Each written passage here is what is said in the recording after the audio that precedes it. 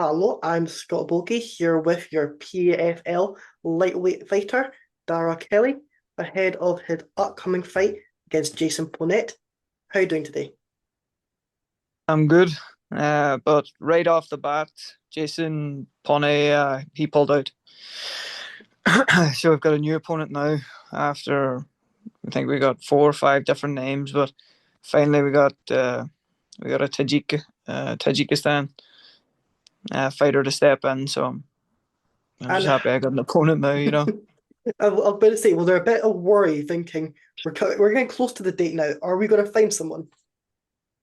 Yeah, big time. It went on for whatever, about a week. And they were constantly throwing names at us, and I would think I'd be fighting such and such, and then within the day they'd say, "Nah, he doesn't want it no more," or different reasons. And I think it was yesterday I found out that I was fighting this guy. I got the contract sent out, confirmed. But before that, yesterday they saying they're really struggling to get me matched, and I was, I convinced myself that I wasn't going to be fighting. I wasn't going to get a fight, so I'm fucking delighted now. Was it a wee bit of a party last night? Well, there's not much fucking partying being done now at the minute, but we'll make up for it after the fight. And what do you feel like? I mean, you may have not done much tape study so far, but what do you feel like has been the biggest improvement since your last fight in a way? Uh, the biggest improvement since my last fight is like it's basically the lessons I learned from that fight. I went in same thing again. I think I Yeah. had five opponent changes in my last camp. Maybe that threw me off a wee bit because we were constantly changing from southpaw Thai fighter to fucking orthodox wrestlers. Maybe that threw me off a bit. But uh, I went in and I was wild and I was just trying to take your man's head off with stupid shots. I wasn't efficient, and I should have been touching him instead of loading up on everything. So I think that's the biggest lesson I've learned. Not to be overeager to land big shots, because that's when you start making mistakes. However, if on your worst night you're still able to get the third round finish, I don't think you're complaining too much. No, like I'm still happy with it, Yeah, and I took a lot of lessons from it. So I think that's the best outcome, isn't it? Get the win and learn so much. And keep that undefeated record. and how has it been to be able to try and stay active? Because this has just been a 3 month window since that last Mm. fight, which is probably the type of space you are wanting in between fights. So how has that been to be able to get make that quick turnaround? Yeah, like that's exactly the way I want it. Like I think in MMA, the camps are like, say you're coming off the couch and you have to get ready for a fight. That is Yeah, fucking hard work. That takes a minimum 12 weeks to get fight shape.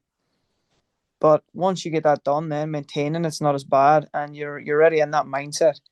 So I really like being fight fit and then going straight into another one, because the work's not that hard, and the work, sorry, you know what I'm trying to say. The work is already yeah. done, and you're already in the mindset. So it seems easier just to keep doing it rather than these big fucking 9 months layoffs and you know getting yourself back to fight fitness. That isn't. I would just rather three in a row for the year. That would be perfect. Like, you know what I mean? And obviously, you win this fight, you get another finish. That's your 9-0. What is the goal for next year? Are you looking to try and squeeze your way into that tournament, or The tournaments we mentioned, if they offer it, we'll weigh it up. Um, 27 now. It's getting there now. This year or next year, I'm not far away from it. You know what I mean? So I'll take this fight, see how it goes, and then I'm just looking then really to improve technically, and we'll go from there then. and do you think that can help you throughout your career? It's like obviously a lot of fighters just see tournament, that money, let's just go for it. However, you're a bit more, is that the correct move just now? Exactly. Yeah, like when they mentioned it to me, first of all, it was beat such and such, and we'll put you in the tournament. And the first thing you think of is the money and the opportunity. But then you have to be realistic too. This game's, it's not about being fucking brave. You'll fight anyone, doesn't matter. But you have to be smart too. Like, you know what I mean? Yeah. I think like if you can really play things to the right timing, it's all down to timing. I think, and you have to be smart with your options. Like look at Paddy Pimblett. How many times he turned down the UFC? I think it Yeah. was like 3 times, wasn't it? And look where he's at now. So you have to be smart in this game too. And how great would it be for next year? Paul Shoes wins that belt against Usman, and then they have an event back in that free arena in Mhm. Ireland. How great would that be? Yeah, I think Paul's gonna win. I just think he'll get it done. I think he's figured him out. He took a lot from that last fight, and they'll probably be back in the SSE in Belfast. So that's less than 2 hours from where I live. I'll get hundreds of people down for that. Like that's definitely one of the top of my list of where I want to fight. So that would be brilliant. And I think the Irish fans have kind of shown their support. You saw the crowd in when Paul Shoes was in Belfast last time. You then Mm-hmm. see it constantly in Dublin with Cage Warriors selling out that RDS arena last time. I Mm-hmm. think they're very close to selling out this time as well. It just shows that you guys are just that community altogether, and wherever you're going, it will just become that sellout. Yeah, like we seen it with whatever that was 6 7 years ago with James Gallagher, Peter Queally Yeah. in the three arena. There was really a wave. Kiefer, all them boys were selling out the three arena. Kind of died off a wee bit then. They were selling half the arena.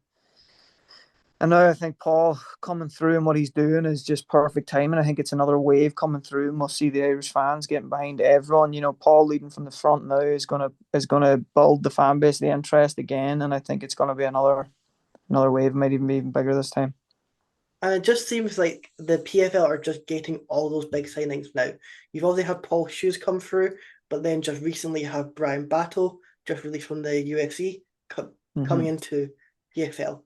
How does it feel being able to fight against these quality UFC caliber fighters in the PFL, being able to try and I want to say challenge the UFC in terms of star power? Mm-hmm. Yeah, like the platform's definitely rising. I don't know if it's ever gonna Yeah, rival no, the UFC, exactly. but it's definitely going in the right direction. And it's a massive platform. So I think if it keeps going in this direction, who knows? One day maybe. And what are you doing to celebrate this victory after you go in there, you get that win? How are you celebrating? Well, we'll go out in Nantes or however you pronounce it. I can never get it right. I think there's about 70 or 80 coming over from home, so that'll be a great night. I think we're all staying for the weekend. After that, chill for a week, and then I think I'll go to Thailand then, train out there until Christmas or so, and yeah, that's my plans. Is that trying to just get a bit of the sun? We don't really get that over here. Oh, stop! I know it's a long winter, like so if I can avoid half of it, I will. And how is it being able to go into Thailand and just be able to learn from their craft?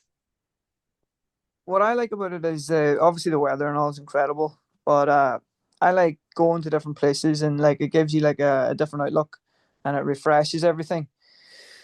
So then once you come home, then it's like the same thing again. Home feels new, it's fresh. You can get too stuck in routine and everything comes very repetitive. I find so I like to change things up every now and again, and keep myself hungry and motivated by just getting a different look of scenery. You know what I mean? And Thailand, the coaching, the sparring partners, everything in Bangtao have been there twice now, and it's a great gym, great facility, and good energy around the place too. And where has been the best place that you have went and traveled to? I really like going to Mjolnir in Iceland. I haven't been in a couple of years, but over with Gunny Nelson and them boys, that's a real solid gym, and I think they've got a lot of guys coming through now, just on the verge of turning pro, a few pro fighters, and the level over there is very high, and the coaching's next level. Like, And how is it being able to go to like Iceland, be able to locate these gyms who has got that high level coaches? How big is that to be able to get that experience from people like Gunnar Nelson? yeah, I think it's priceless. Like, like I've been to Mjolnir a couple of times as well.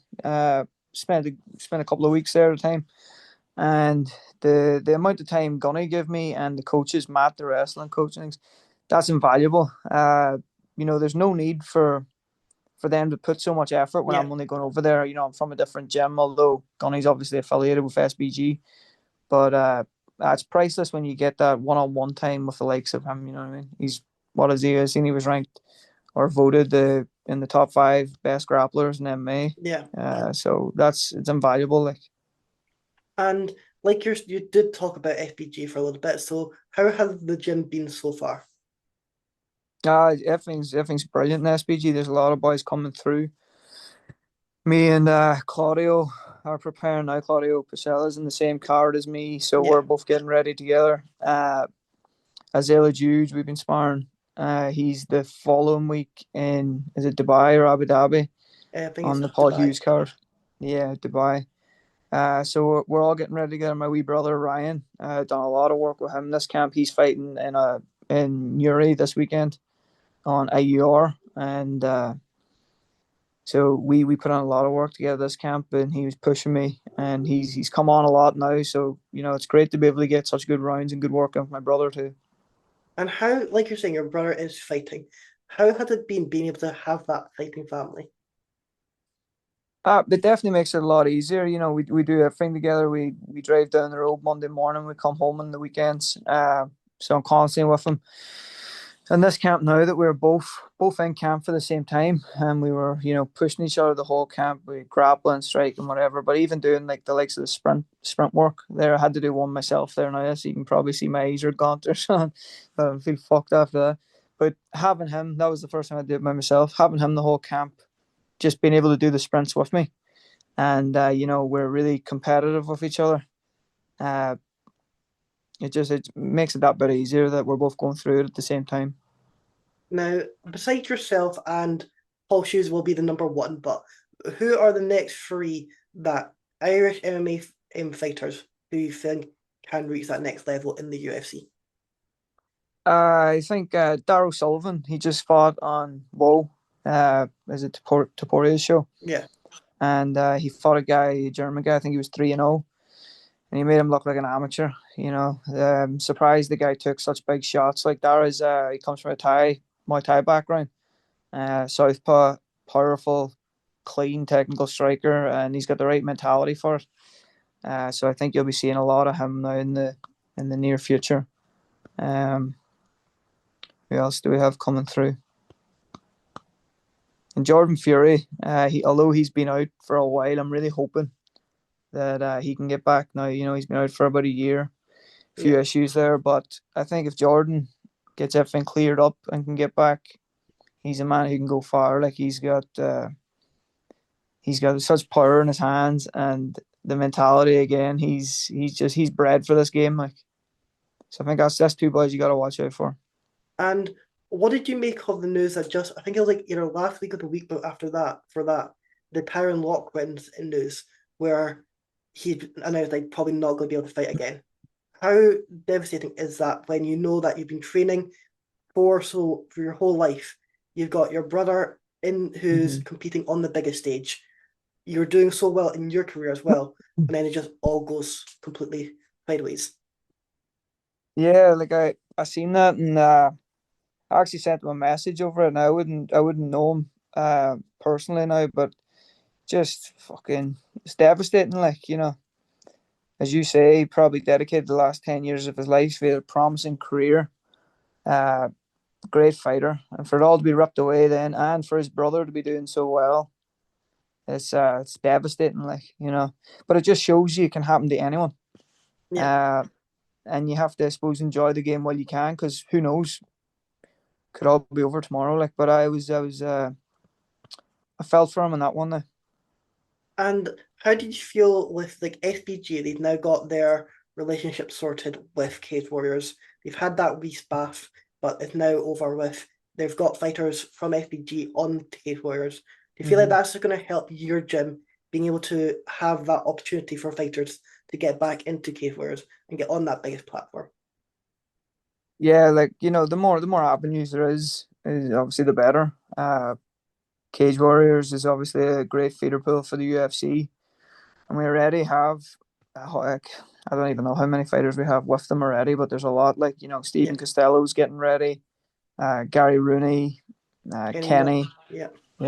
yeah, so the more avenues, the better. And I think Stephen Costello could be, I think he could be very close to a title shot in there. I think he's going to shock a lot of people. Like, And what are you wanting to do next? Like, what is your next opponent? What are you looking for them to be for? Not you may not have a name, but what are you looking for them to have? um, I want to take good records off boys. Look back at this when it's all done and have a list of names that was impressive wins.